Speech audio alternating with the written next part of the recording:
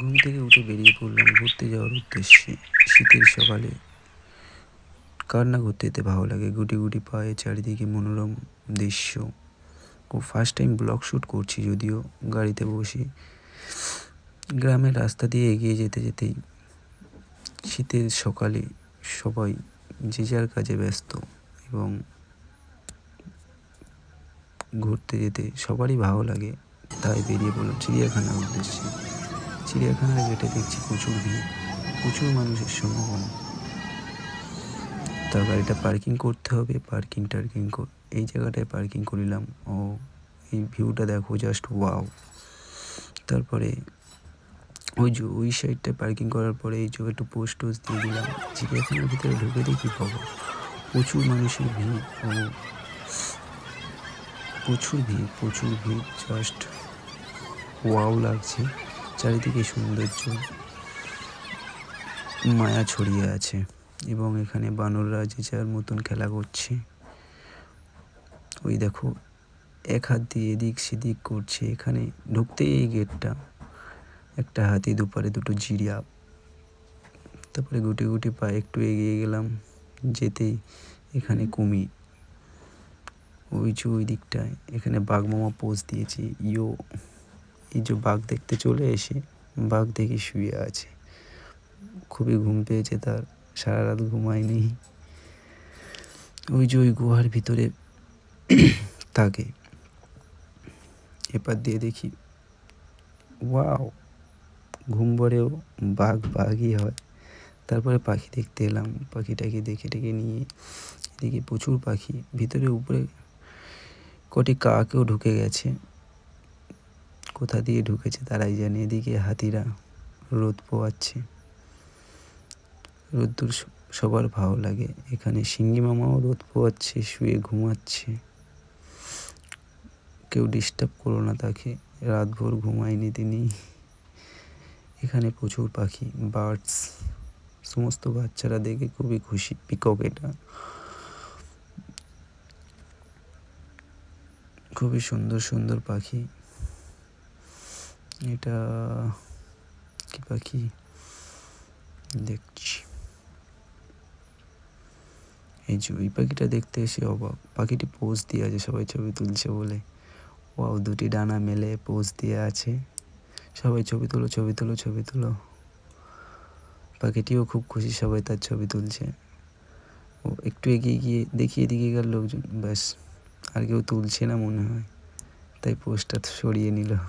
এদিকে দুটি পাখি যে যার মতন খেলা করছে, বসে আছে, সবাই দেখতে এসছে তাদের। এখানে প্রচুর, এগুলো টিয়া পাখি যত সম্ভবত। সমস্ত পাখি তো আর নাম জানি না। এখানে শিঙ্গি মামা ওই যে বসে আছে, এটা গন্ডারকে দেখতে এসে গন্ডার দেখি ঘুমাচ্ছে, রোদ পোয়াচ্ছে। বাঘ মামাও ঘুমাচ্ছে। বাবা, সবাই আজ ঘুমাচ্ছে কেন? ঘুম থেকে ডেকে তোলো, ফোন করছে না। কুমিররা রোদ পোয়াচ্ছে। ওই কুমিরটি হাঁ করে রোদ পোয়াচ্ছে, পোজ দিয়েছে, যদিও ওটা যে যার পোজ সেই তার দিয়ে আছে। এখানে জিরাফ, অনেকগুলি জিরাফই আছে, তবে এদের দুজনের ঠান্ডা লেগেছে তাই ভিতরে ঢুকে আছে, আর বাকিজন রোদ পোয়াচ্ছে। একটু সামনে এগিয়ে আয় বাবা, না আসছে না।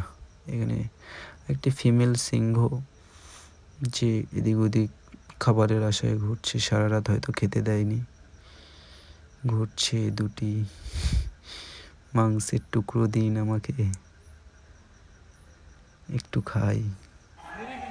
তারপরে চলে এলাম আলিপুর মিউজিয়ামে। এখানে দেখছি আরও সুন্দর জিনিস, সুন্দর স্মৃতি নিয়ে, বিপ্লবীদের স্মৃতি নিয়ে ঘেরা। এই জায়গাটায় প্রচুর বিপ্লবীদের শহীদ হয়েছিল এবং আটক করা হয়েছিল।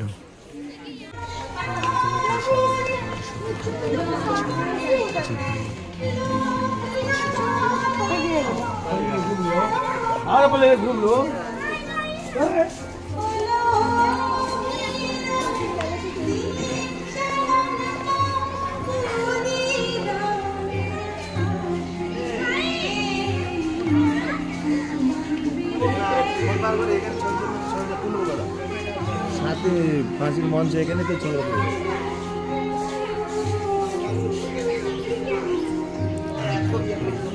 এই সাইটে দেখলাম কিছু বিপ্লবীদের জীবন কাহিনী বা কবে তারা জেলে আটক হয়েছিলেন এবং তাদের সম্পর্কে কিছু বর্ণনা দেওয়া আছে, যেগুলো আপনারা দেখলে বুঝতে পারবেন।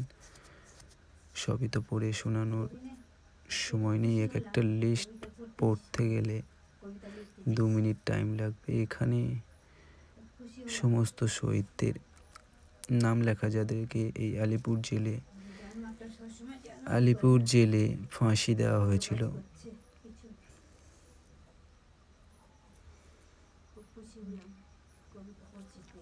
এখানে ফাঁসির একটা স্ট্যাচু করা আছে, যেটা দেখতে ভালো লাগছে, আবার মনে মনে কষ্টও হচ্ছে। এই যে এখান দিয়ে লক সিস্টেম, এখানে লক থাকলে তারা যদি ভেঙে দেয়, সেই জন্য ব্রিটিশরা বুদ্ধি খাটিয়ে তাদেরকে আটক করে রাখতেন। এই একটা স্ট্যাচু বানানো, জানি না এটা ঠিক কী, তবে খুবই সুন্দর লাগছে। চারিদিকে ওয়াও ওয়াও ছড়িয়ে আছে।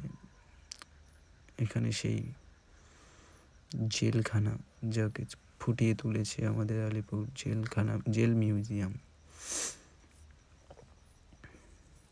এখানে একটি বিপ্লবী, নামটা ঠিক মনে করতে পারছি না তার নাম, তিনিও এই জেলে ছিলেন এবং আরও প্রচুর বিপ্লবীরাও এই জেলে ছিল। চলো একটু ওদিকে যাওয়া যাক। এখানে এরা সবাই ভিতরে গিয়ে যে যার মতন গল্প করছে, এই একটাই যা কক্ষ খোলা। চলো গুটি গুটি পায়ে আর একটু এগিয়ে যাওয়া যাক। এখানে এসে দেখি সমস্ত বিপ্লবীদের আগেকার দিনে জেলের বিপ্লবী, মানে জেলের কয়েদিরা কী কী কাজ করতো, একে অপরের চুলদারি সেভ করে দিত। ও ভিতরে আরও কিছু মনোরম দৃশ্য আছে, একটু পরে যেহেতু ঢুকবো। এইভাবে বেত্রাঘাত করা হতো অপরাধীদের, বাট সেগুলো বিনা দোষী তাদেরকে অত্যাচার করা হতো।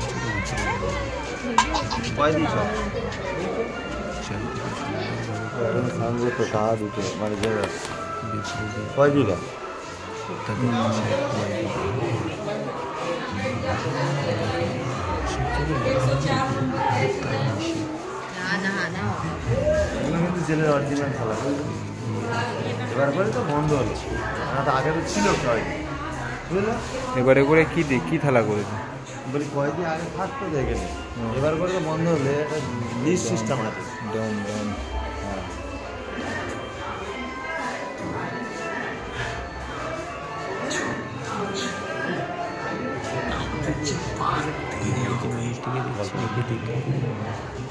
রিয়েল লাগছে, আছে সত্যি, তা মুখটা তো, হ্যাঁ একে তো পুরো মুখটা পুরো অরিজিনাল লাগছে। হ্যাঁ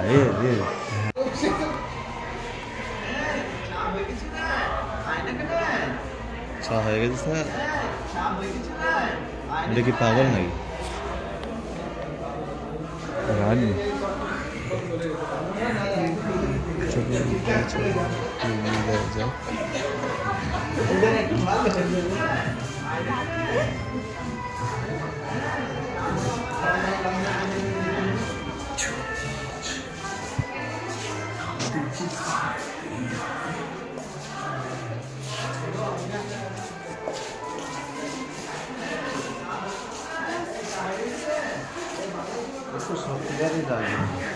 হ্যাঁ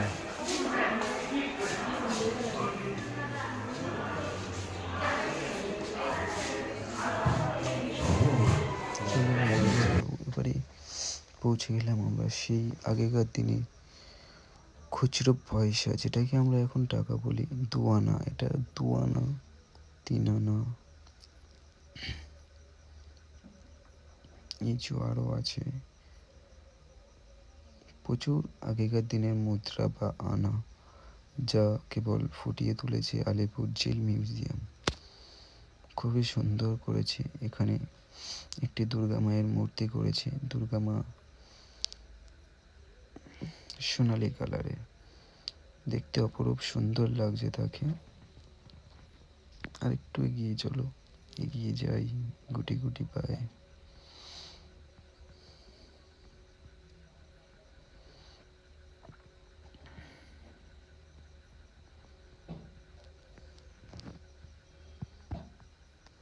যদিও এটা আমার ফার্স্ট ব্লগ বা ইউটিউব ভিডিও, তো সবাই একটু সাপোর্ট করে দিও।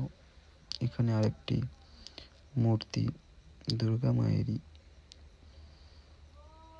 এই যে বিপ্লবীদের এরকম এইভাবে বেত্রাঘাত করে তাদের শাস্তি দেওয়া হতো। চলো এবারে উপরের দিকে যাওয়া যাক, উপরে গিয়ে দেখি উপরে কি কি আছে।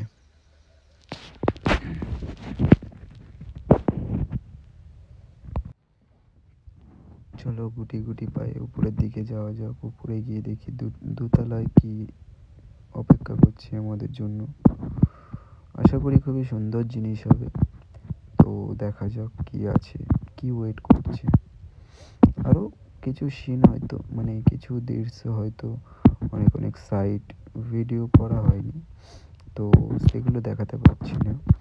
চলো ভিতরে যাওয়া যাক। চলে এসছি উপরে, ভিতরে যাওয়া যাক। বাহ, এখানে তো খুবই সুন্দরভাবে ফুটিয়ে তোলা কিছু সিনারি। জেলের মধ্যে দিয়ে বিপ্লবীরা যেভাবে তাদের কষ্টের জানাতো, সেই সবগুলো ফুটিয়ে তোলা। এবং আরও দেখো, জিনিসগুলো দেখলে বুঝতে পারবে। এই যে হলো আগেকার দিনের ড্রেস সেট আপ জেলের।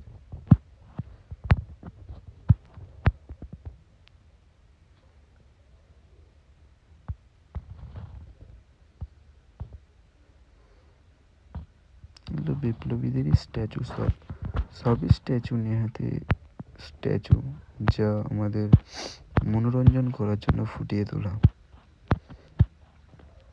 চলো এই সাইডে যাওয়া যাক। এখানে উপরের দিকে গিয়ে দেখা যাক কি কি আছে। খালি কক্ষ, জাস্ট আগেকার দিনে ইংরেজ আমলে তৈরি সৃষ্টি করা জেল। এখানে এটা ঠিক বোঝা যাচ্ছে না যদিও, আর লেখাও ঠিক নেই কি আছে জিনিসটা। বাইরে বোর্ড দেওয়া থাকলে হয়তো বোঝা যেত জিনিসটা কি। চলো আরেকটু এগিয়ে চলো। এখানে বিধানচন্দ্র রায়ের কক্ষ এটা। এই কক্ষে তাকে আটক করে রাখা হয়েছিল। নেক্সট চলো একটু এগিয়ে যাওয়া যাক নেহেরু কক্ষের দিকে। নেহেরু ক্লে ঢুকে দেখি বাইরে যেভাবে তার কন্যা এসে বসে থাকতো, তার সাথে কথা বলতো, কন্যারও স্ট্যাচু তৈরি করা। ভিতরে নেহেরু বসে আছে। চলো দেখা যাক, একটু সামনে গিয়ে দেখাই তোমাদের। এই যে নেহেরু,